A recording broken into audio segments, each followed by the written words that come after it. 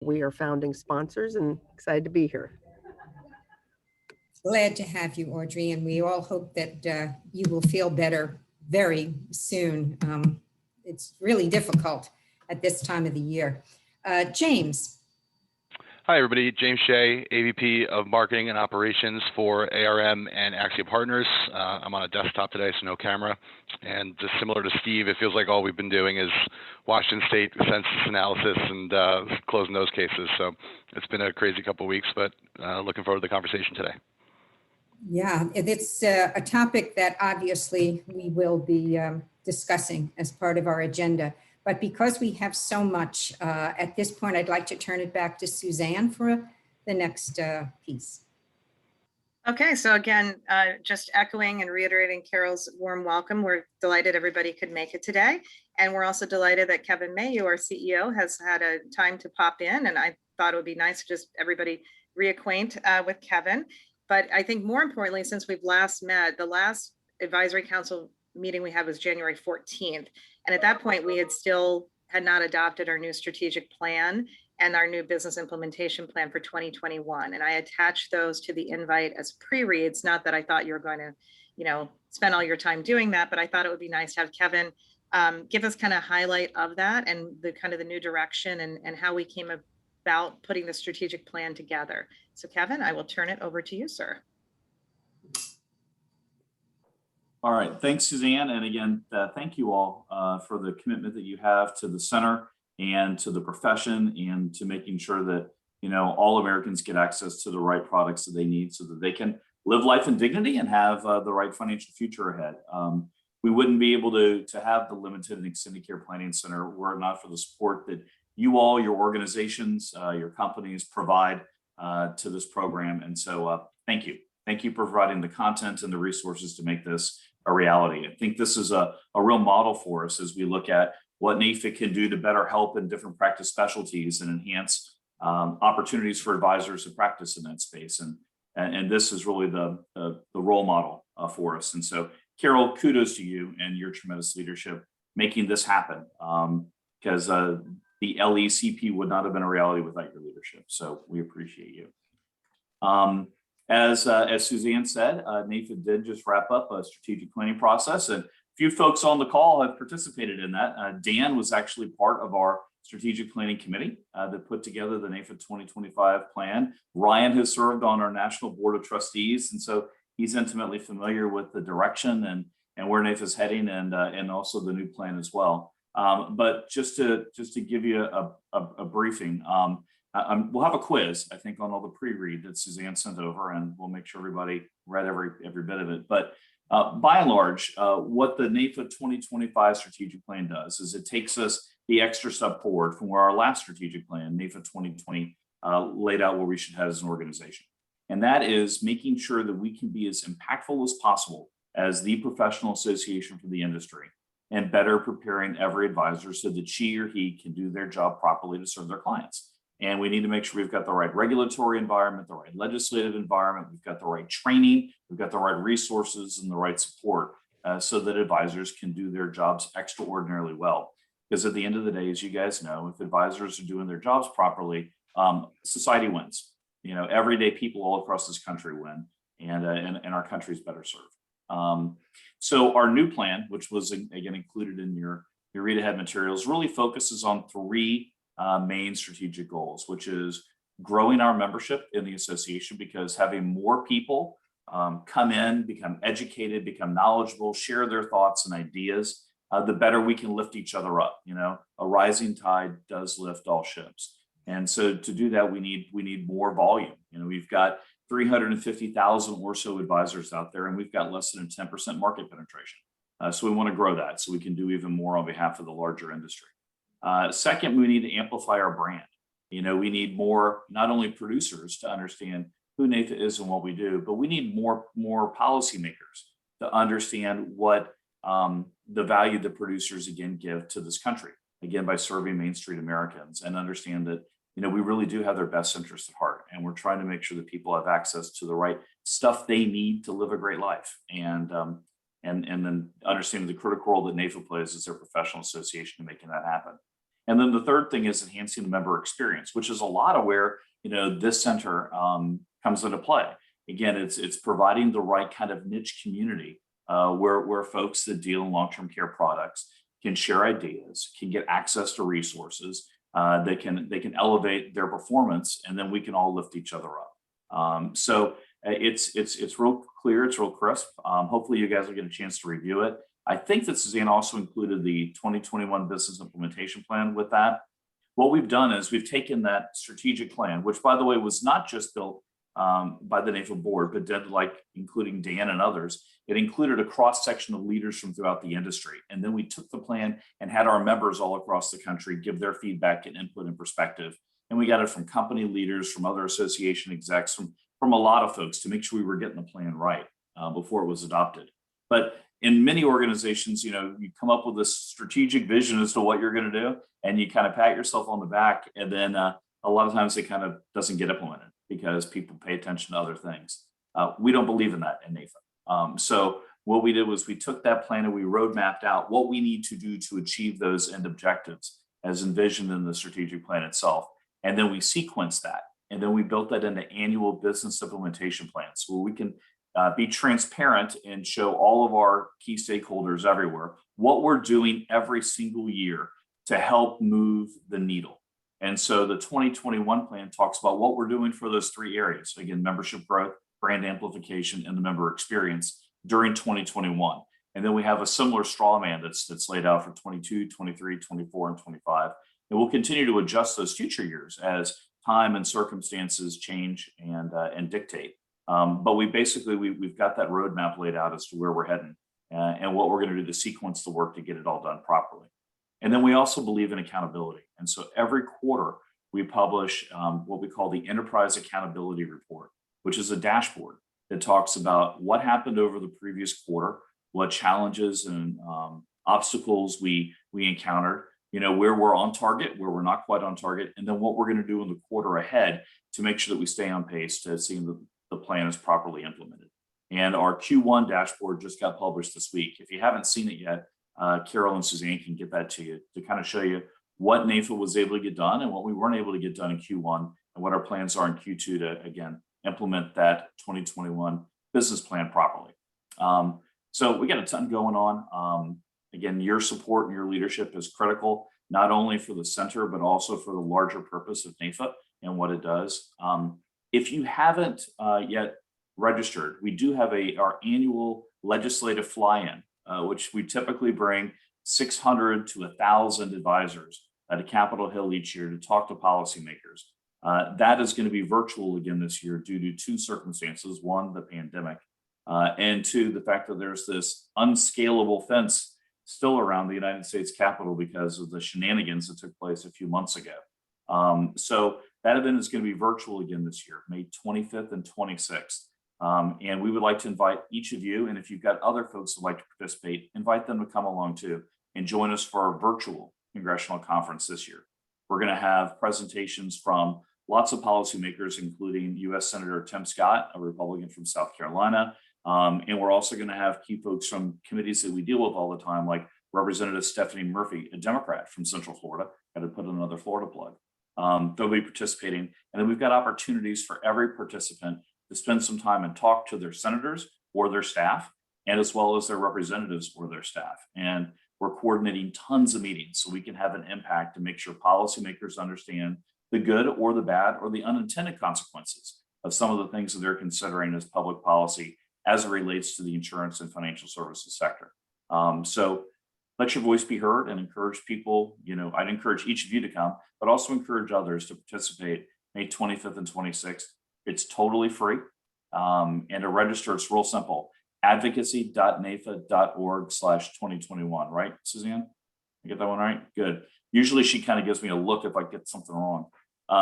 So please consider attending, because again, the more voices that we have, the more people participating, the more policymakers understand that we as a profession and we as an association are active and engaged, and we want to make sure that they have the right information so they can make the right decisions, so that again, every American can put in place the right products they need to have a good life. So thanks again for your support and all you do. and I don't want to take too much more of your time. So Thank you so much, thank you for Kevin. having me. So in light of all of that, as well as kind of one last piece of the brand amplification, we're just going to give this time to kind of give some association updates. So in doing that as well, we have extended and are very much building out our marketing and communications group. And one of the additions is to really build out our public relations piece of that. We've brought on a new woman to help us do that. And so we're going to actually be building out more media relations, specifically within the long-term care kind of area here within the aging and senior markets. And so again, we're going to be looking for more placement for you and more opportunities to speak and be quoted and the like. And then that last piece, the next item on your agenda is just to alert you that one of the things we do to make sure that, again, we are being extremely transparent to the market, that we are allowing our stakeholders to really understand what we're doing as an organization, is that we do a quarterly State of NAIFA webinar that is, again, open to everyone, pretty much though targeted mostly to the media companies, et cetera, to the market as a whole, to the industry, so that everyone knows what NAIFA is doing and we're all moving as one. And so the next one for our Q2 State of NAIFA is actually happening next Tuesday at noon. And we get a debrief from Kevin, Tom Michael, our national president, and Diane Boyle, our SVP of Government Relations. And we do that on a quarterly basis and have been doing that since our new bylaws went into effect in 2019. So Kevin, if you can believe that, it's our third year of doing that. So so we're kicking along, but just so you also know, how we're being transparent and how we're interfacing with the industry and the media. And so I think that brings us up to the point of also talking about one last thing about in our, I also invited Emily Cabbage, who many of you have known. So Emily, I'm going to spotlight you. And I've asked her to talk just for a couple of minutes, because you'll notice in our 2025 strategic plan and in our business implementation plan, there's a couple of areas within membership growth and membership experience and brand amplification that are extremely important. And so while Emily has flexed over to working with this group a lot, as I said, we've expanded to now have it centered around Beth Hellberg as kind of your point of contact. That frees up Emily to spend more time on some of our membership programs. So in particular, we have 3 areas that we're heavily focused. One is our diversity, equity, and inclusion initiatives. The second is our young advisor team. And the third is future leaders. So Emily kind of spearheads a lot of those programs. So Emily, can you just give the group an update of where we are? And again, I'd say that we wanted to bring this in because we're at the point now in our new NAIFA where we're starting to be able to combine all of these different programs and have them kind of cross-hatch them and see where we can align them. So when you're listening to her, we're always thinking from the context of how can we bring the LECP world into these programs and vice versa. So Emily, floor is yours. Thank you, Suzanne. And so as she mentioned, I am overseeing the Diversity, Equity, and Inclusion, or DEI. And earlier this month, or actually it is now May, in April, we had our first DEI Impact Week. And so that was 3 full days of conversations around the issues of diversity, equity, inclusion, underserved markets, as well as representation in our agents or our members, of the of diverse populations. And so, looking back at that underserved Americans portion, I know Carol and I have had multiple conversations about the cultural impacts of aging or caring for the elderly in some of these minority populations, and how does that impact? So that's kind of one thing to kind of think about, and think about how the products and services that you each represent could impact those underserved markets or those underinsured Americans.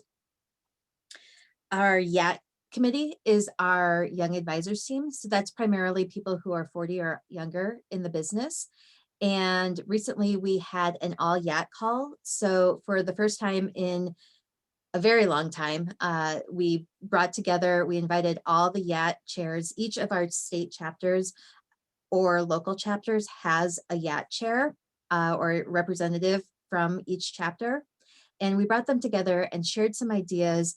And the young advisor is so important to our organization as the future. And we need to be letting them know about opportunities or how they can expand the conversation to their clients to include the long-term care initiatives or in their planning process, and just, making sure that everybody is aware and informed, and then also rising up some of those people who are young professionals that are representing the long-term care industry, and letting everybody, showcasing them and telling their story and getting more people behind them.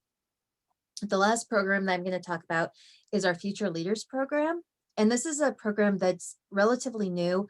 We first launched it in October of 2020, prior to our Performance Plus Purpose conference. And it's designed for college-age students who are considering a career in the financial services or insurance industry, and making them aware, when you really think about all of the people who make up the NAIFA membership, there are so many different areas that people can get into when they go after they graduate college and get into the industry, whether it's specializing in long-term care or disability, or if they're getting into brokerage, or if they're, really specific into financial planning, or, get into the PNC business. And so how can we take the information that all of you have and let those college-age students know about the opportunities available to them within the limited and extended care planning umbrella, and just really making the most of that, because the goal ultimately for everybody is to get more those fresh faces into the industry as everybody's retiring and moving on, that this is an actual opportunity that's available to them, and making that appealing to them. So that's kind of a quick overview of those programs. Oh, I guess the Future Leaders also, we had a session in April as well, and got some great information from 4 advisors. And we are looking to do this again at the end of September would be our next session. And our goal is for having all the information pulled together in June, so that we can promote that to colleges and universities to get their students involved and participating in the event. Excellent. Thank you, Emily. And so two notes with that. Right now we have about 12 universities and colleges that we've loosely connected as this network. We're always looking to grow more. So if you have a connection there and we can figure out a way that we can work with them and basically invite their students into our programs, et cetera, have one of you be a speaker at one of these Future Leaders events, that would be great. We know ILTCI, like Barry and Carol, have a great Future Leaders track at that conference. So being able to, again, talk about that from the standpoint of who knew this was an area as an advisor you could even go into.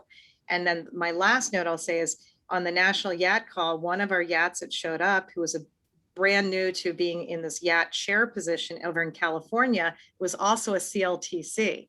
And so we were like, yes, okay, that's fantastic. So how can we help to elevate that particular gentleman and raise him up, so it's kind of it's a win-win across the board. So we're always kind of looking for people, product placement, if you will, to be able to put on the national stage to advance the initiatives that we're all kind of jointly doing. So any questions or comments for Emily or anything there? I have one real quick comment. Number one, thank you for embracing the youth and the things that you're doing with all of that, because I was president of our local at 21, and I can tell you a lot of people think that age is a limitation, and it certainly is not. That a certain person's abilities and contributions to this association can be tremendous at a very young age. The second thing that I just thought I'd throw out as an idea, just listening to you talk, just made me think about it, is the agents themselves that are association members are in so many different areas of this industry that very often they're not experienced in the long-term care field. So my suggestion would be that we put a tool on the LECP site that actually is for our agents to be able to walk through and make wise long-term care decisions, not assuming that because they're a NAIFA member that they know, enough about long-term care to make their own personal decisions on it. So just a thought I thought I'd throw out there. So you're saying, Dan, to almost challenge our current members to say, hey, do you have a good long-term care for yourself, right? Is that what you're saying? 100% is what I'm saying. Yeah, Because good I idea. think that most of them are not knowledgeable enough. And I say that because it is such an underserved marketplace right now. Great idea. Yeah, that's fantastic. Anyone else before we get into a topic that has become so in the news for our industry, not just the partnership in Indiana going from the Robert Wood Johnson to the DRA, the same thing in New York. We have stuff going on in California. Robert, you may want to fill us in on that later. To say nothing of the Washington, I guess it's now called the Washington CARES Act. They dropped the trust for some reason. So with that, I am absolutely thrilled to turn over the conversation to Megan.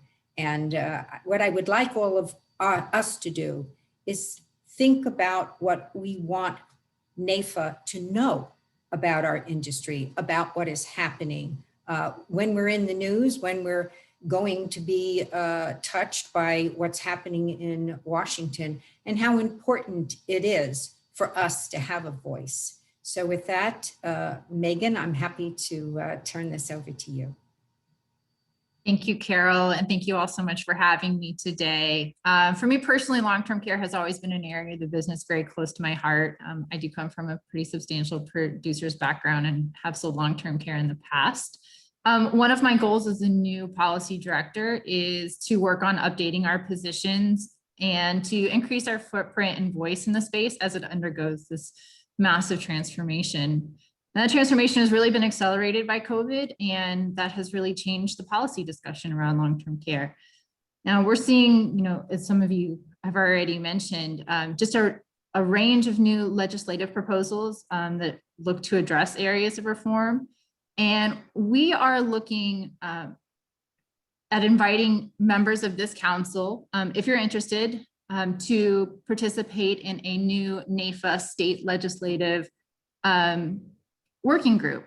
So this group would be tasked to review the existing legislation proposals, to provide input and intelligence as we work to update this position, and help us identify legislative opportunities to promote the new position in the state legislature.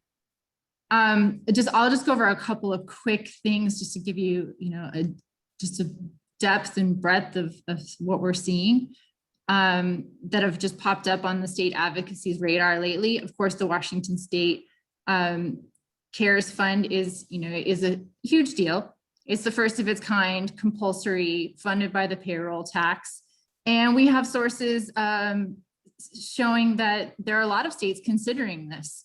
And they're ranging the political spectrum from California and Minnesota and Missouri. So I think that just what we're seeing now is, just under 10, but I do have a premonition we're going to see a lot more of that. So there will be a lot of good opportunities and to really get out there and show, the work that NAIFA can do here.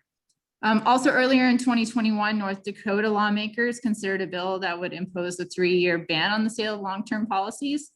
NAIFA worked very hard on that issue and ultimately was able to amend to remove the moratorium, and the study will still go forward. So we, if anything were like that to pop up in any other states, we definitely want to be prepared as well, but we will stay on top of the study and the information and any feedback we can provide along the way. NAIFA Indiana also worked really hard on a bill to replace the Indiana Long-Term Care Insurance Program with the Deficit Reduction Act partnership. And so there's just a lot of these bills coming up. It's a new and transformative space, and we feel that this is a time to really pull together our resources from the industry, from our members, from this group, to craft a really forward and innovative NAIFA position. We are working on the state advocacy team very closely with the NAIC and NCOIL. So this would be a coordination across all of our footprint into really being super impactful when it comes to long-term care. Just to give you a quick little bit of updates on where we sit with the NAIC, we'll actually be on a call later today with long-term care insurance model update subgroup. The subgroup is reviewing compatibility for its existing long-term care models and with current LTCI marketplace. Consumer reps have been submitting comments to the Model Act on the long-term care insurance number 640, and members of the NAIFA long-term care working group will work with us on the model review and comment submission as that continues to move forward. On the NCOIL front, we are a member of the Industry Education Council, IEC, as you'll probably hear it referred to, which is the educational partner of the NCOIL. The key benefit of this membership is the ability to propose content to the NCOIL newsletter, which is read by state lawmakers who serve on insurance committees throughout the country. And we think this is a great opportunity for the working group's collective thoughts on the current state of long-term care and recommendations for policy reform. So we do have the opportunity to submit our thought leadership from, in that channel as well. So if you guys are interested, please, I encourage you as we work to put together this working group to reach out to me directly. I'll post my email in the chat. Of course, Carol can always connect us if need be. And I really look forward to working with this group and just, doing some really good work in this space.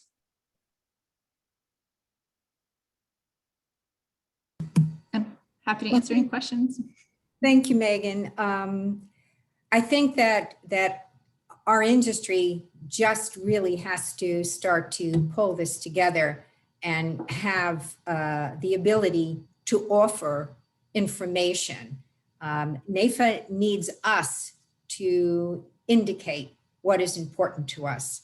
Farron, you're in the service area of this industry as well. So we don't want to forget that that is very important in terms of how we are adjudicating claims, how we are creating new product.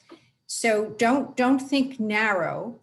Megan would like you to think more broadly and offer her areas and suggestions that are important to us overall as an industry, whether it's the hybrid, the traditional, it doesn't matter.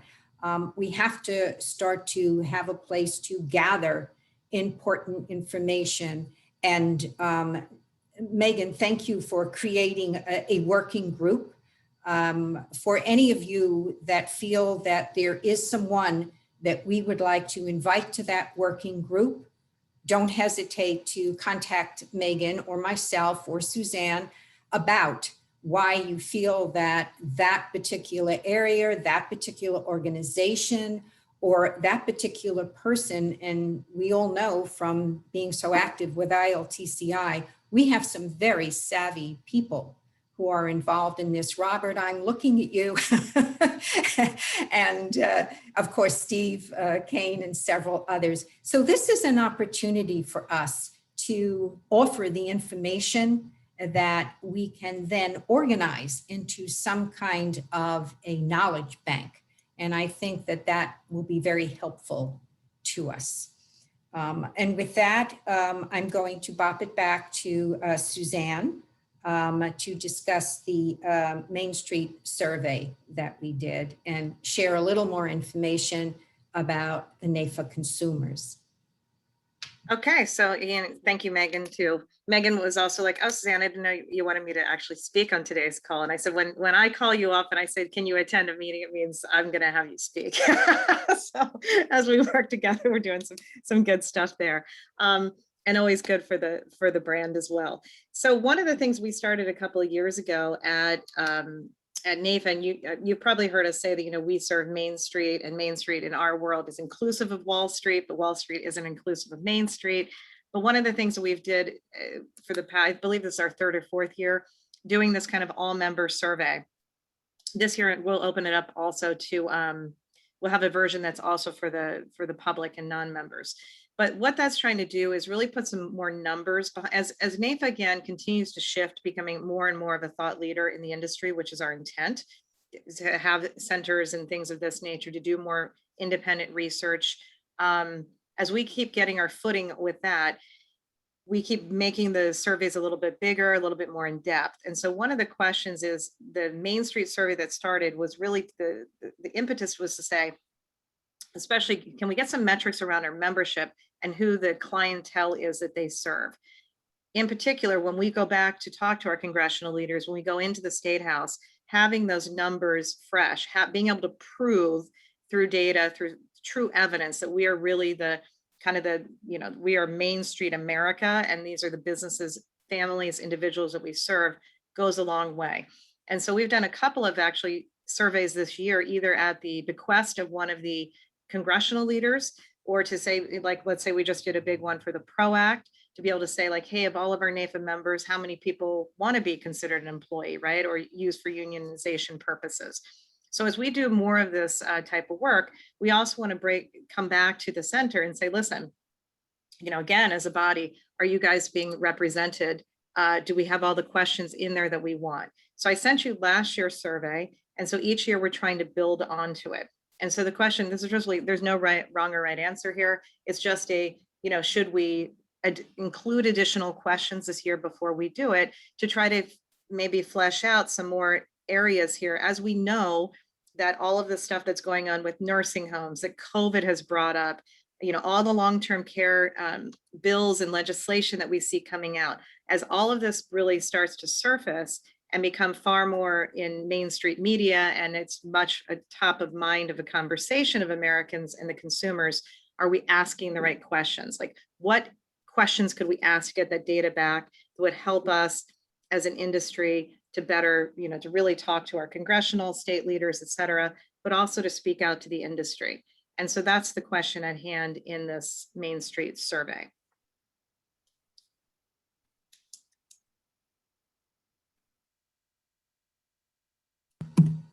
Is there anybody on the call or even in the future who would like to suggest questions or topics, etc.? Because as Suzanne said, this is a living, breathing query that will help us in the long run to better understand what's important, how can we be responsive to it. So we are looking to have you offer things that would either help you in some way, help your business, of course, in some way, but also to help LECP broaden yet more its whole outlook and outreach. We need to continue to look at what's relevant and what isn't relevant. They often say sometimes putting things on the shelf is very difficult. Well, not for me. If it's not important to the LECP, if it's not important to our industry, then I'm willing to put it aside and spend our time and energy on what is important. So thank you, Suzanne, for sharing with us the survey that was done. And again, the whole reason we have these advisory council meetings is to encourage your participation. Yes, we do a lot of presenting during the meeting, although the last one we had, if you recall, was mostly a dialogue with you as individuals. But this time we thought we would try to broaden your ability to say, look, I can be impactful here. I can add something there. This is important, and you're not adding it to the agenda. So with that, again, I don't want this to be a passive group. I want you to be pushy and aggressive and informative and participating in all the opportunities that NAIFA gives us as a center. So the next thing, I'm back to Suzanne, because I would like to now remind you of what, in terms of sponsor visibility, I can't do it for you. The only way for us to be visible is for contributions. A couple of you, and I would call out Dan and Tom and Steve offer us a steady flow of information.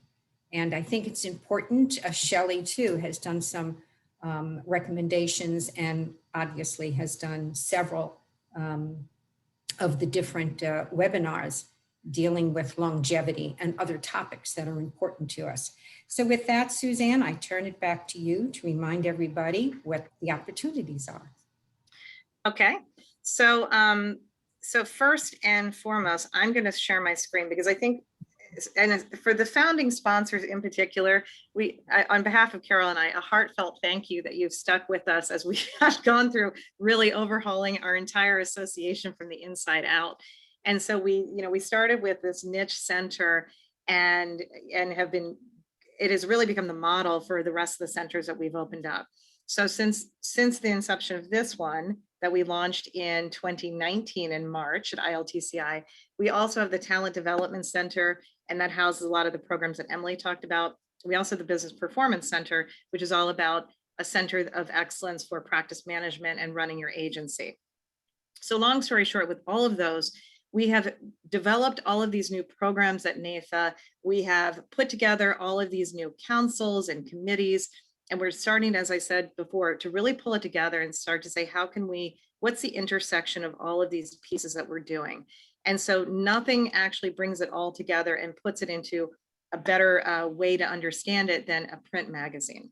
And so I wanted to first start with visibility and showcasing our print magazine that should be dropping into people's actual physical US Postal Service mailboxes probably this week if you haven't received it already. And we have many extra copies for everyone in the council if you're not a member. If you're a member, you're going to automatically get it. But if you recall, one of the things, or maybe this is new to you, but one of the things that we said is that we are going to make sure that the LECP rather is always represented. So one of the pieces that we built into the magazine, we completely overhauled the magazine because why not? You're going to redo the brand. Let's redo the magazine. And I guess I should say, if you're new to NAIFA or you're not aware, it's a very big deal for us because for years we got rid of the print magazine, right? And we just went to all digital. So to bring back a print publication in today's world is a big deal for an association. It's a big investment, but we felt like it was very critical for our membership that also everybody had a tangible way because we're all sick of Zoom. So what we did was we put together, overhauled the magazine, and we brought back a lot of the favorite features. The magazine's about 100 years old, by the way. So we're bringing it back into print. And then the LECP will always have 2 pages that are dedicated to talking about the center and different issues. And so what we went with this year, I'm just going to walk in, share my screen. So can everybody see that? So here's our new magazine that's coming out. A long-standing tradition when we had print was to put the president on the front cover. So this is Tom Michael. So we brought back that, that particular piece. And so this year we'll do 3 editions, spring, summer, and fall. And again, like I said, the LECP will always have a 2-page spread within that. You will see again, I'm just going to kind of talk you through it so you can see all of the work of NAIFA is coming together in kind of encapsulated in this one magazine. So you can see here, we are talking about in this issue. Now, if you remember, we've repositioned this magazine to be less kind of practice management topics and more the glossy lifestyle magazine of the modern advisor. And so that's why it's all about showcasing the work that our members are actually doing out in the marketplace. So you can see that if you remember also, our membership promise is to advocate, educate, and differentiate you. So we're talking about how we're going to talk about extraordinary members, and then why the insurance and financial services industry needs more female African-American advisors. That came out of our DEI program. Incidentally, during our DEI Impact Week, Chris Gandy of One America gave a great session on, again, long-term care concerns, right, for a minority market. So hopefully you can see how we're starting to tie these pieces together and cross-reference them. So of course, we're going to have a couple of ads, and then we're going to always talk about IFAPAC and the importance of it. But then we start getting into the actual nuts and bolts of the magazine. And so it's got a fresh new look. We're actually showcasing our real members and talking about the work that they're doing. We showcase and highlight a chapter, a state chapter, I should say, each edition. That's really kind of like the highest recognition that you can get from the chapter, is to be put in print and talk about your good state work. And of course, that's because, well, along with ACLI, who recognizes us for our incredible state advocacy work, we have long not been really beating our own breast about the work that we do in the state area. And so that's part of our brand amplification, is to say that, you know, we are the strongest in state, interstate, and federal. We go on to talk about leadership.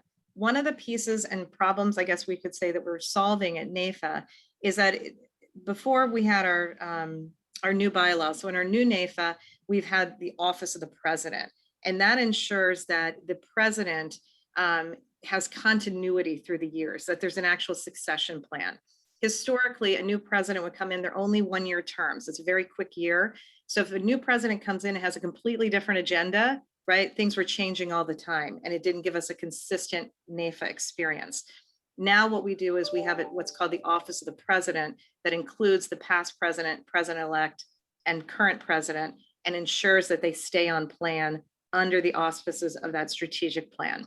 So we get to hear from the different viewpoints on one question from the different kind of presidential pieces.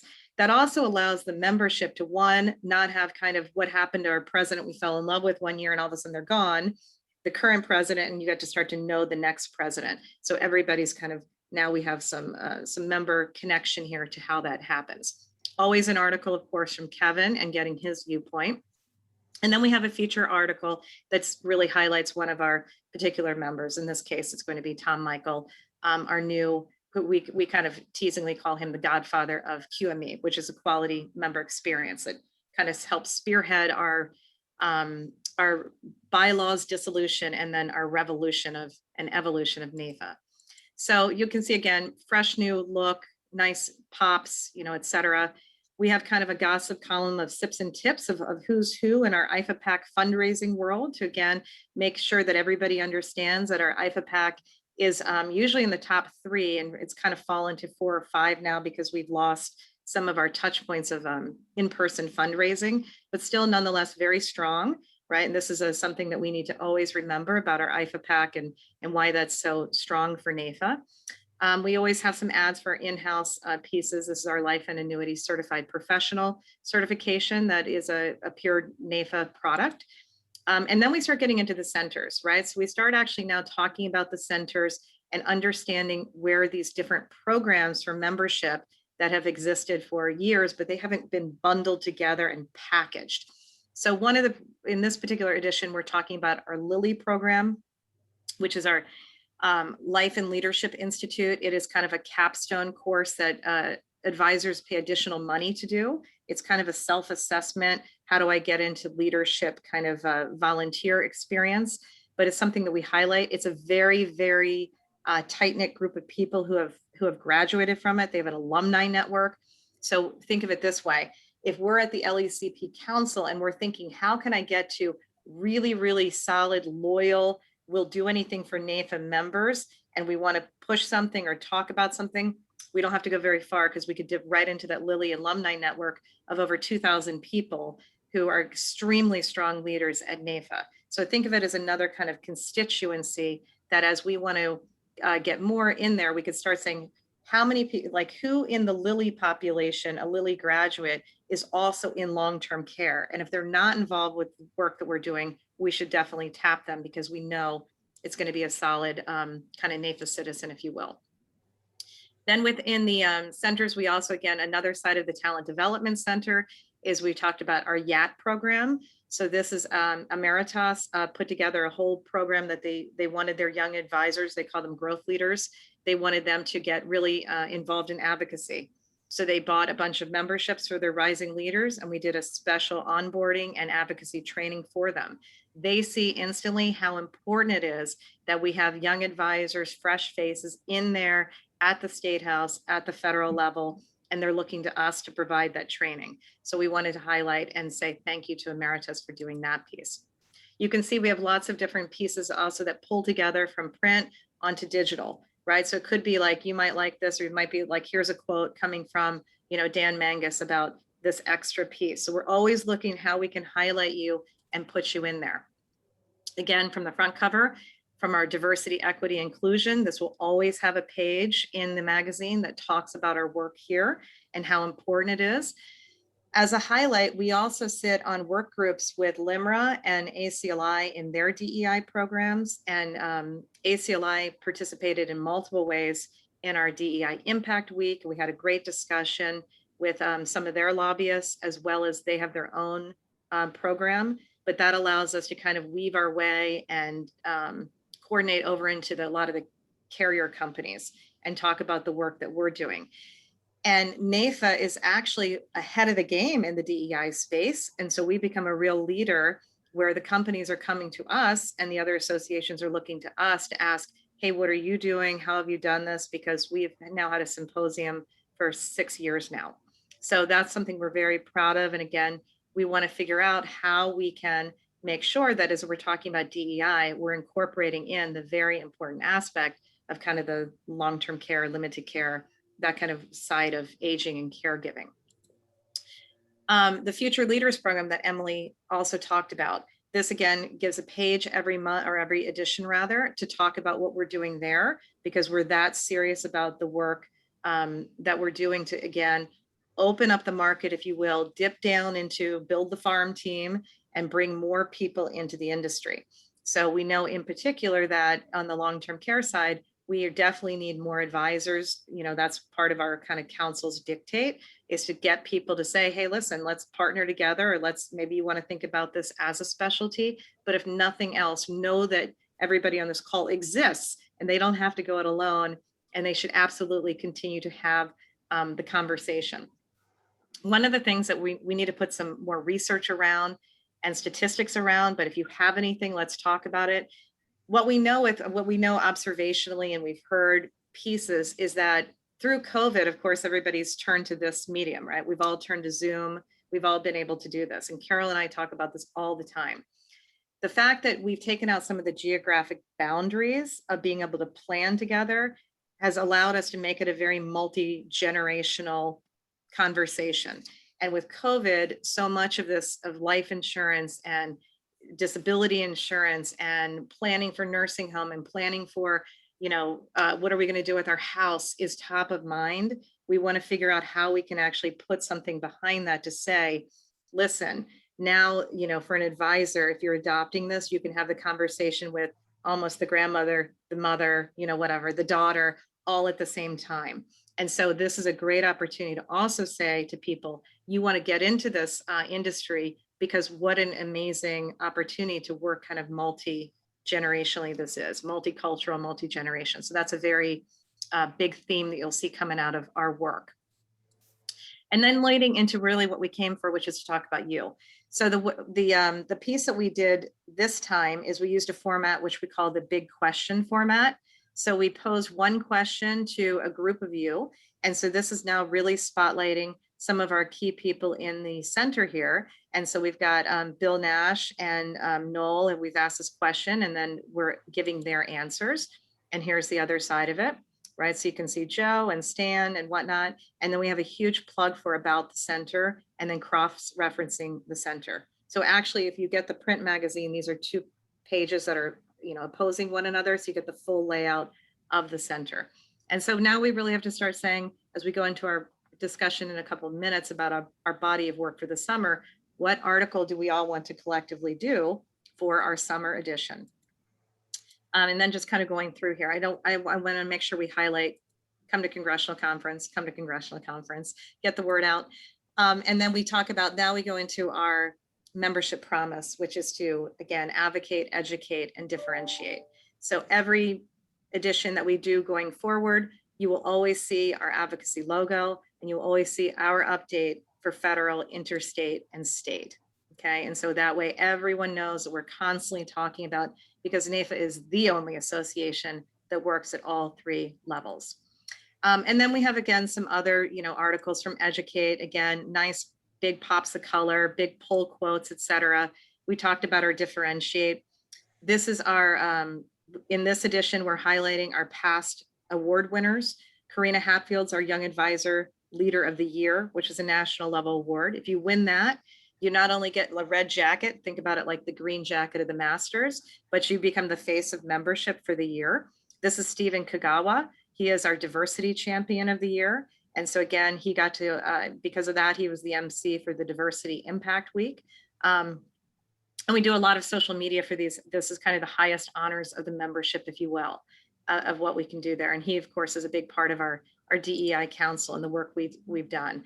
And then again, we have Chris Gandy, and we highlighted Chris in this edition as well, because Chris has done an amazing job with us. He's not only the #1 producer at One America, but he has done an incredible job of helping to spread the word. He's sat on several work stream groups. He is always out there advocating and talking about his experience as an advisor in the industry and where the companies and carriers need to improve in the recruitment and training. And he's a great advocate for financial literacy in his area. He's in Chicagoland. He's also a great volunteer. He's a president of NAFA Chicagoland. So we highlighted him and his work. And like I said, he's got a phenomenal session he did specifically on long-term care. So that's great in pulling all that together. And then again, if you're not aware, we have many a different award for NAFA members to get involved in. Some that we've also said, you can also be the 4 under 40 winner. We put that on the magazine cover. We have something called Quality Awards that takes into personal production into that. And there's basically a Lifetime Achievement Award called the John Newton Russell Memorial Award. This year, just as an FYI, we're finally going to have an in-person event in December in Washington, D.C., and hopefully have some Day on the Hill time. But that will be where we do all of our membership presentations and we do all of our training of all of our leaders rather. And so that is something just to bear in mind, because whether you will be there or not, we will definitely talk about this council and where the centers fit in. And Carol will be there to present on your behalf and talk about that to cross-reference. Because one of the big audiences for this group that we're now in this year is to how do we take this council and the work that we're doing in the LECP and make sure that all the chapters know about it, the boards know about it, they understand how to get to it, they're calling you to be the expert, they're bringing you into their local programs. All of that is kind of one of the big next steps of full integration of the new NAFA. And then with that, I will stop sharing. Any questions or any comments while I take a breath before I show you the next thing? Yes, Suzanne, I have a question. Are you going to have an electronic version of Advisor today, like on the NAFA website? We sure do. As a matter of fact, it is out as we speak that you can actually point to and send to people, because I know that's what you're going to ask me, right? You're going to say, how do I tell other people about this, Suzanne? And yes, you can. So let me show it to you right here. So here is our digital platform is at.nafa.org. And so on here, you will see not only all of the articles, et cetera, but if you go under digital magazine, it gives you the digital edition of all of our past issues. And here's the spring one. So that's out now, and you can actually click on this and then share it, whatnot, and send people the direct link. Okay. Thank you. So since you bring that up and you threw me that softball, I'll also say in terms of visibility, we've overhauled this, the digital platform as well. We have about 52,000 subscribers to this. So what this does is it's on a blog format, and you have the decision. We automatically sign up our members to get the weekly email, but you can opt up to get more frequently of instant or daily, or opt down to get monthly. So about 52,000 people. So the members are automatically subscribed. Plus we have many non-members, et cetera, that also sign up. But this platform is open to you to publish on. So I want to make sure that we have that invitation. Dan Mangus is one of our regular contributors now. So thank you, Dan. But I just want to know that that's another option. So now that this exists, you can get published on the Limited Extended Care Planning Center's blog, as well as Advisor Today. We just have a brief little contract we have you sign. We decide, okay, you can commit to doing this on a quarterly basis or whatnot, and then you will be in here as well. So we want to build out that awareness, because this gets into more of the mainstream NAFA membership, as well as, again, media is picking this up. And of course, we have ads and whatnot on here. So we have more people that are looking for this. Okay. We do a lot of profiles as well, which, by the way, most popular content is our profiles. So those are some pieces. So thank you for that softball. And that is one of the pieces I want to say. We're going to constantly ask you all the time if you can contribute more content. The last piece I wanted to show you, was there any other questions? Did I answer that? No, but you know, I was thinking that perhaps you should mention the arrangement that we're making with Robert for research and for more content that is research and informational based. Or Robert, perhaps you want to say something? I don't want it to go unsung. Sure. Yeah, I guess just briefly, we're Milliman is going to produce, for the use of NAIFA and anyone else, some really kind of market level stats on private long-term care insurance, and just generally how many policies are out there that are being issued, the size of the reserves that companies hold, the amount of claims that long-term care insurers are paid, all in kind of one consolidated source for NAIFA to use, really for anyone to use. It'll be collected from publicly available statistics, that we use. The NAIC is statutory filing. So yeah, we're really happy to kind of put that data collection together. And if anybody wants kind of even more detail, we can provide that as well. But we're going to start out with some really high level stats for people to really let it dawn on them just how big the market is, just how many customers are being satisfied with their ongoing policies, et cetera. The reason I asked you to specifically mention this is because I think it was Steve who, on our last advisory council, we were discussing answering different issues and things. And we mentioned that everyone knows what goes wrong, but the fact that so many claims are paid, there are very good stories out there. So Robert's been nice enough to say, well, we can start with the statistic and build a story around it and start to really reach out, because Suzanne is going to remind you all that we do have a consumer site as well. Mm-hmm. So I think it's important for the consumer to know that the story is based on actual filed, accumulated evidence and information. So thank you, Robert, and thank you, Steve, for bringing that up on the last, here goes again with the allergies. So back to you, Suzanne.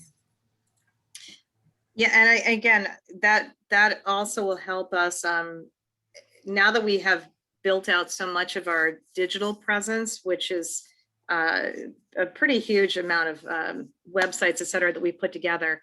And I guess I should even mention that, because we probably haven't had time together to mention that everything we're showing right now is our public facing sites. We also have an entire member site. We also have an entire leader site. So we have quite a few places to do placement of you, and many a different blog to, again, cross-reference you and whatnot to give you more heightened visibility.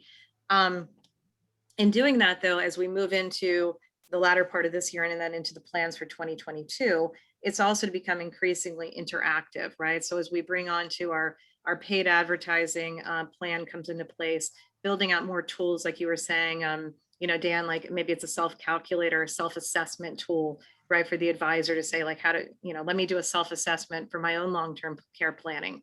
And the end result is like, hey, you should go talk to, one of our experts in this. So how can we do more interactive networking to bring all of that together is another piece to highlight.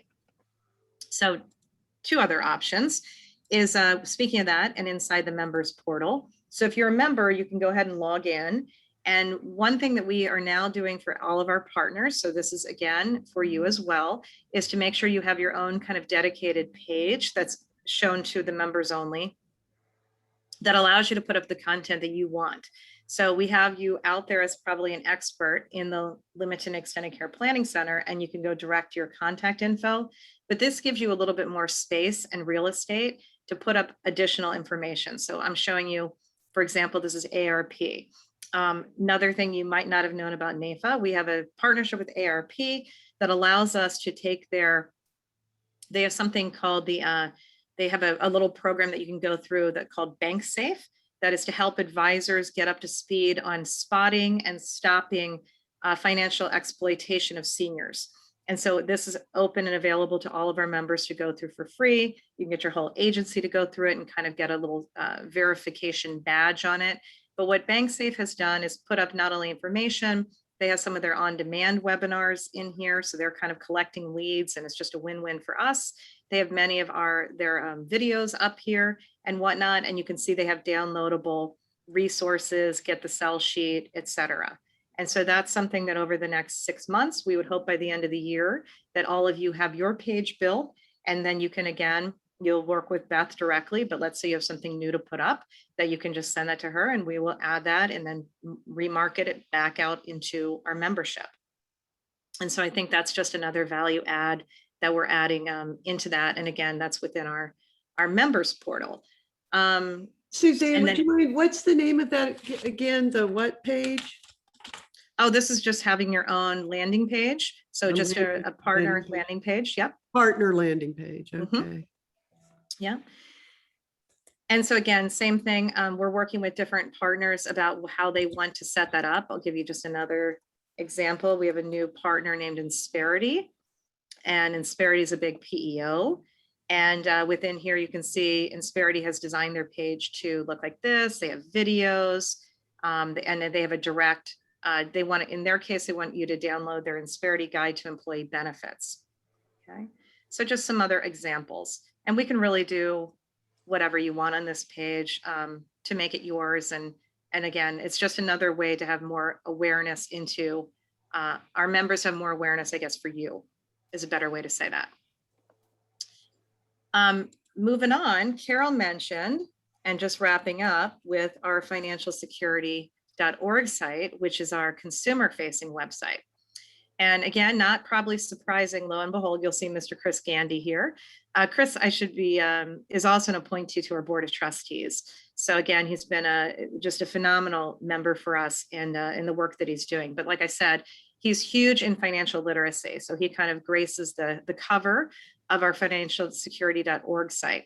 If he looks familiar to you, it's because you might, if you're a basketball fan, he used to be with Chicago Bulls. So he was there with Jordan and whatnot. So he's also extremely tall, but he does a lot with the University of Illinois, and he's a Fighting Illini alum, and he's been also instrumental in our future leaders. So he's really done quite a bit of things for us.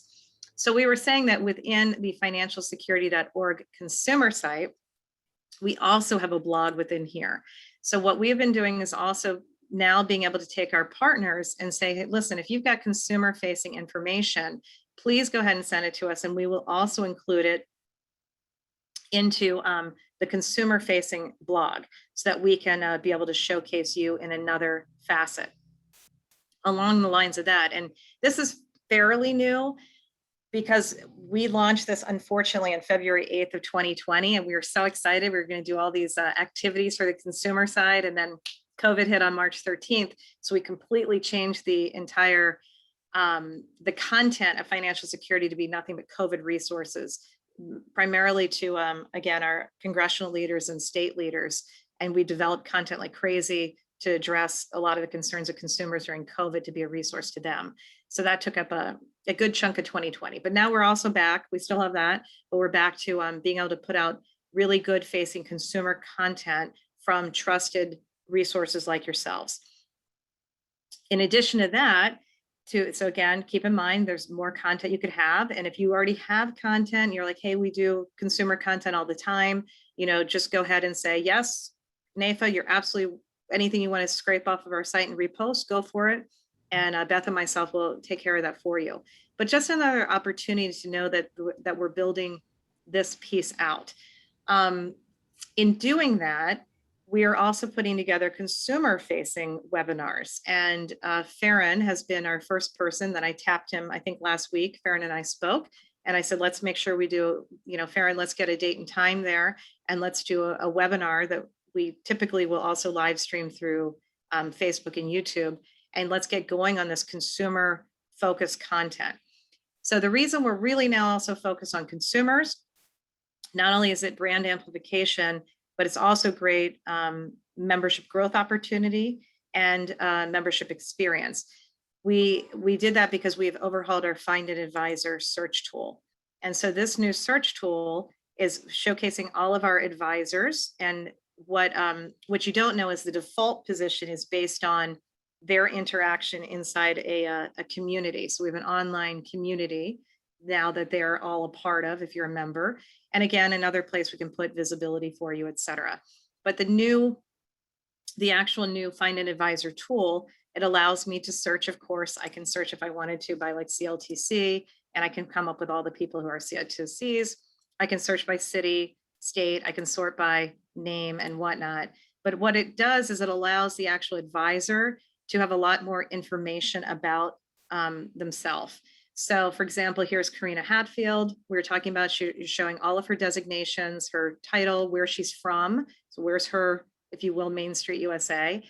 Showcasing her loyal members since, and then showcasing really this is coming from what lines of business that she engages within.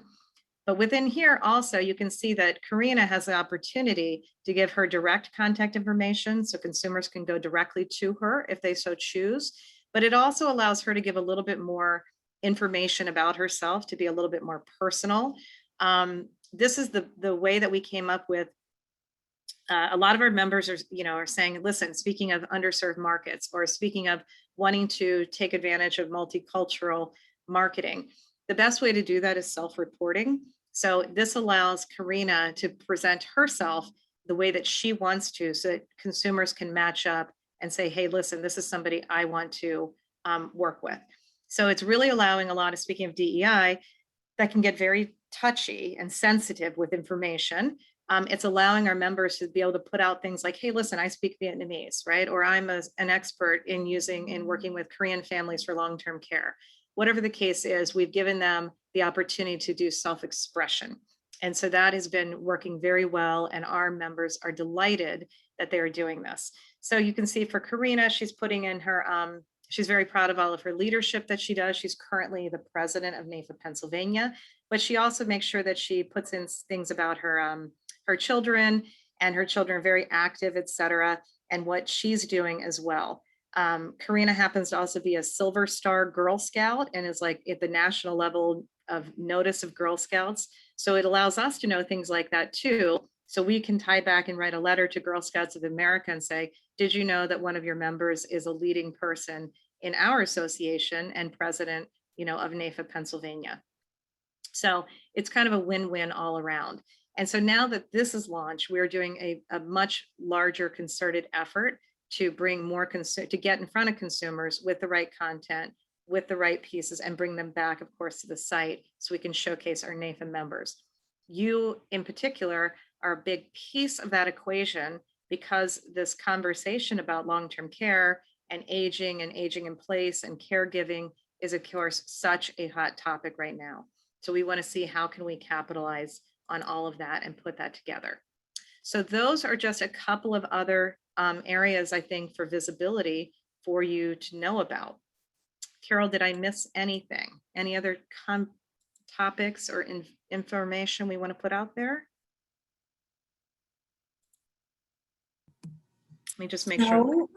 I think at this point, everybody can find one of these.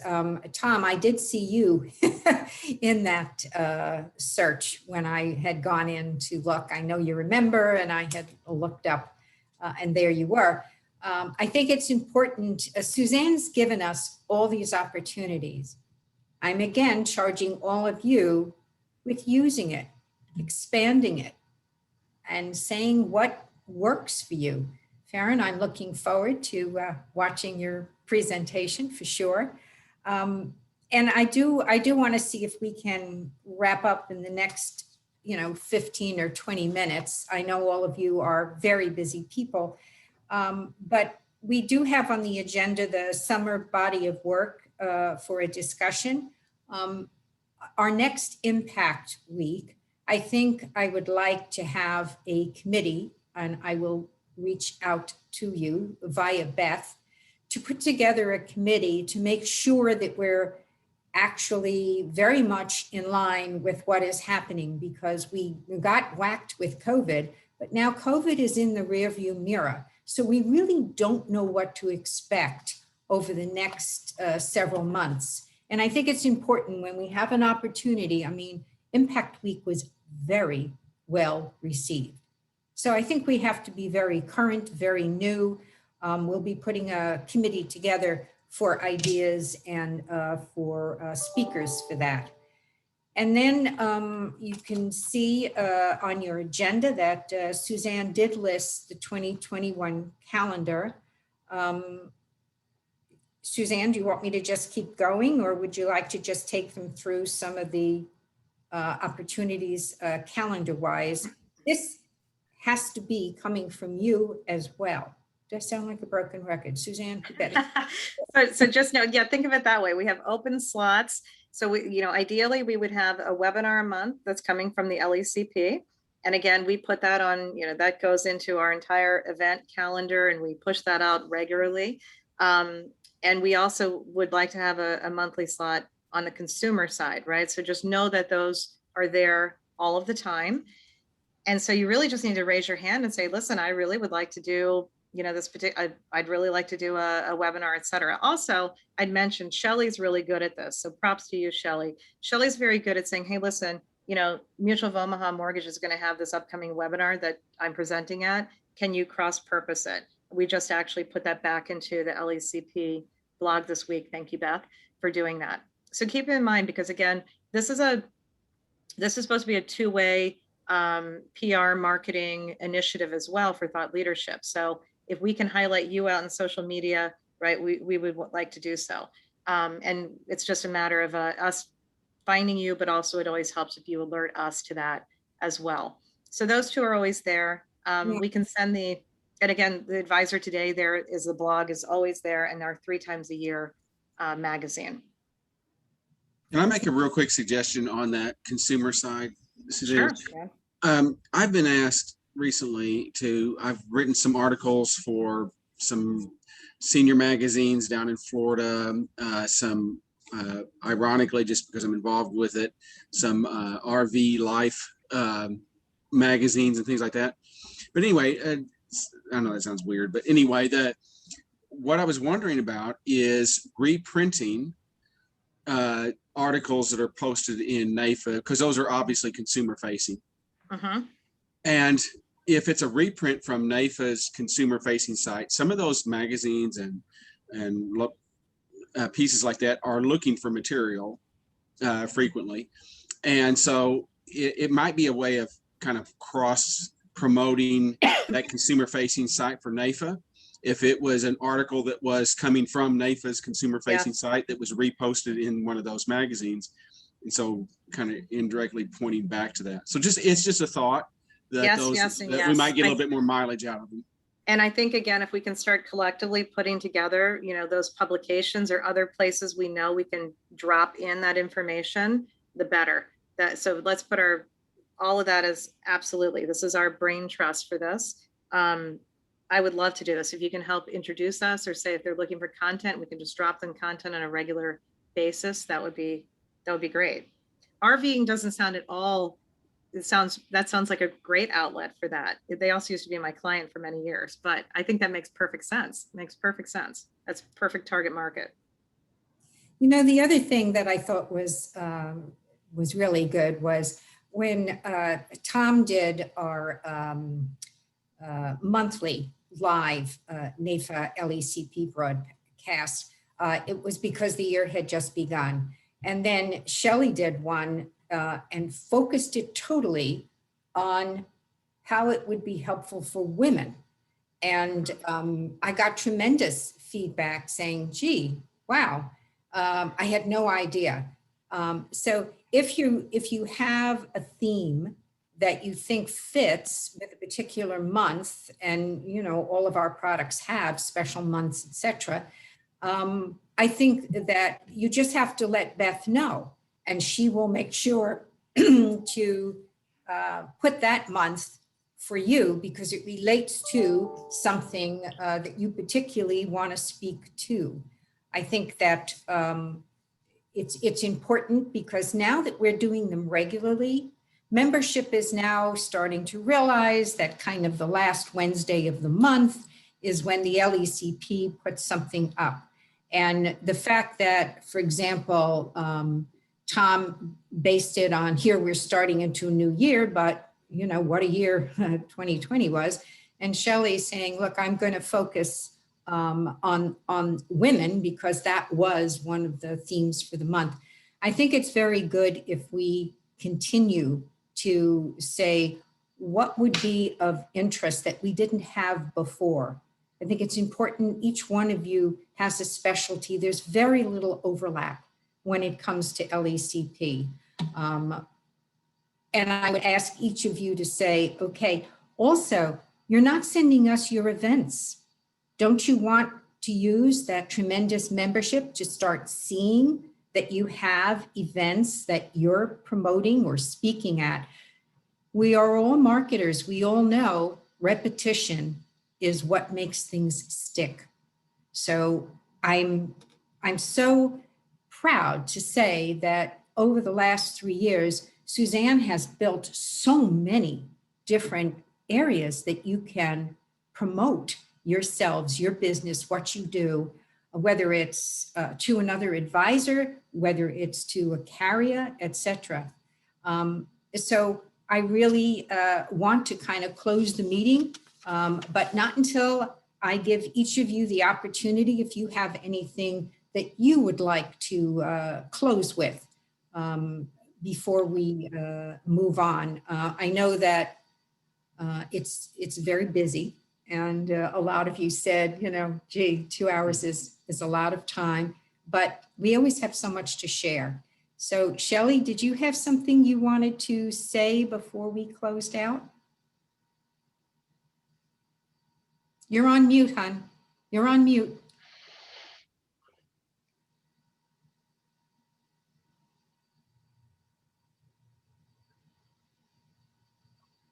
There you go. Unmute myself. Now, good? Yes. Okay. Yeah, no, thank you for us. It's everything kind of coming and going for everybody. I was just thinking it might be just helpful to have maybe an individual call with maybe Beth and Emily or something, you know, like quarterly, so that we could just be reminded what it is that we have at our fingertips here. Because honestly, I as you are well aware, I miss out on things and want to make the most of the relationship that we can. So maybe that's something we could think about doing. That's a very good suggestion. Beth, you're on. Hi. Yeah, and I know Suzanne and I have already started setting up phone calls with some people already. We spoke to Farron last week, and we're starting to set those up. So we can definitely set those up as we go along, going through what we're doing and opportunities. And so I can get to understand what you do as well and what you're interested in, and learning all about you and what we have and how this can all work and make sense together. So anxious to learn more, definitely. But I think, you know, we just posted your event up. That was my learning experience, posting a blog. So thank you. And thank you for giving me that opportunity, Shelley. So we'll just keep going forward. But yeah, we'll be setting those up and I'll be reaching out more and more to you. I'll post my email address in here, but it's real simple, bhelberg@nafa.org. And you guys can just reach out with questions and I'll get the answers to you ASAP. Thanks, Beth. Sure. Hey, Carol, I would be remiss here. I got to jump to a 1:30 call, but thank you for this invitation. Thank for the entire board for allowing me, you know, to participate. You mentioned, you said repetition, right? Repetition is the mother of all knowledge. And the three things I think you said that really resonated with me was, I think your little, was it the phrase, right? Educate, elevate, and empower. My takeaway here is that it's fantastic about the shift that NAFA is going through with LECP as being that core, you know, focus. the education. I mean, there's so many different opportunities and connectivity with what's going on with NAFA, whether it's with advisor, whether it's with consumer direct, whether it's particularly at the legislative level. So for me, the takeaway was fantastic. Elevating the conversation around health and wellness. I love the fact that this board has so much different connectivity and we're complementary to one another. So I'm excited to further engage our discussion with you and the team. But finally, I love how you challenged us to empower this conversation with inside of our own organizations and to get out there and tell, how we can help those, throughout retirement. So just thank you very much for this invitation, and to the board, thank you for allowing me this opportunity. It was extremely informative, beneficial, and I look forward to continuing the dialogue with everyone. Thank you. No, thank you. Thank you, Patrick. Anything else? All right, the only thing I will say, because there's about 1 minute left, is we did record the session. So if you do need a copy, go to Beth, she'll get you a copy in case you want to play it for somebody else in your organization so that you don't have to remember to communicate all of this. And because you can move around in a recording, if there's a particular area that you want them to focus on, there it is. So thank you, Suzanne, for arranging to have our CEO kick off our advisory council meeting. Thank you for all that you do. Thanks to Megan for offering to have a new committee form so that we start to really understand what it is that is important to our industry, to our services, and to our consumers. And thank you also to all of you for taking a lot of time out of your day, and please communicate back with us. We're here for you. So with that, thanks to everyone for coming, and we look forward to suggestions, comments. We're here, okay? Good idea, Dan. Thank you guys for everything. Yeah, I really definitely. do appreciate Thanks, everybody's hard work. Thank you. Yeah. Thank you. Look forward to Take working care, with everyone. you. All right, bye. Progress. Bye-bye. Bye.